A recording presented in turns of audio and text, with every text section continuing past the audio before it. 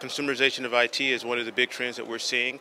I think what we expect to see in the next few years is that the consumerization trend will increase, which means in businesses we're going to see more end users bringing in their own devices. In the past, IT departments dictated what types of devices were brought in. But more and more we're seeing that consumerization seems to be an unstoppable trend with all of these really cool consumer devices being created. From an IT perspective, IT organizations are going to try to figure out what's the best way to support some of these devices in a way that they can ensure the security and manageability of those devices. And how can they ensure security? We know we don't secure the data at home the right way. How will it be with the slates?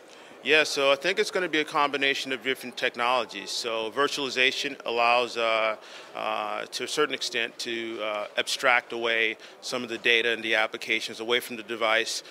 In many cases, those applications are running in the data center. So that's one way I think it'll be done. And additionally, I think the convergence of cloud and consumerization will enable that as well. So the applications are running in the cloud. They're not actually running on those devices, so I think that's another mechanism. But you're right, it is a big challenge. I mean, it's not an easy answer.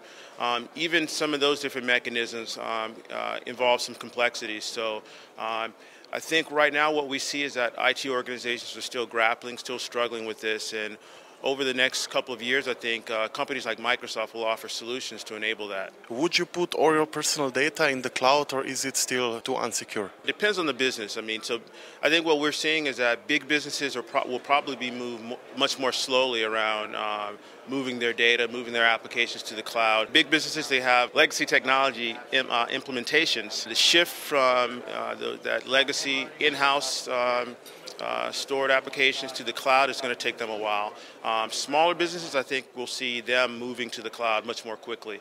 But you're right, there is a process by which organizations need to think about and be very thoughtful about what applications they move to the cloud. Probably their most sensitive applications will be moved to the cloud in the later stages, and some of the less sensitive applications can go there initially. Will the Slate PC bury the mouse and keyboard? I think it depends on the use case, right? So for some end users, they may be able to use a Slate without a mouse and a keyboard, but I don't think it will be true for all end users. Probably later on, as you are typing out this article and you're typing your notes, you'll probably want a keyboard. The on-screen soft keyboard, there's some things you can do with it, but as you know, it's probably not the most practical way. So I think for power users, for a large majority of users, you'll still need the keyboard. But I don't think just because you have a keyboard, I don't think that necessarily means you can't have a Slate form factor. We have some very interesting form factors coming out. I brought a couple here that are Slates, but that also have keyboard that you can attach to the device. So when you need a keyboard and a mouse, you can use that, but when you want to be more portable and just use touch experiences as well as pen input, you can do that as well. Hardware, as you know, is constantly evolving, and we're seeing a lot of innovation in hardware.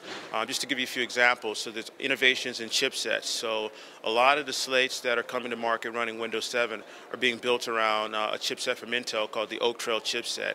And that's a chipset that's enabling a much longer battery life than was previously possible. Another innovation we're seeing is solid-state drives, or SSD.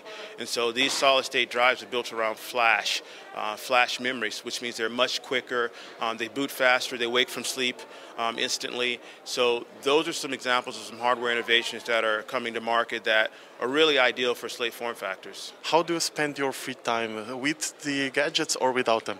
Well, so, you know, it's an interesting question. So consumerization of IT, which is kind of the topic we're talking about, part of the reason for that is that there's a blending between work life and home life. So unfortunately for me, sometimes my work life bleeds into my home life, so I do have some of these gadgets in my free time.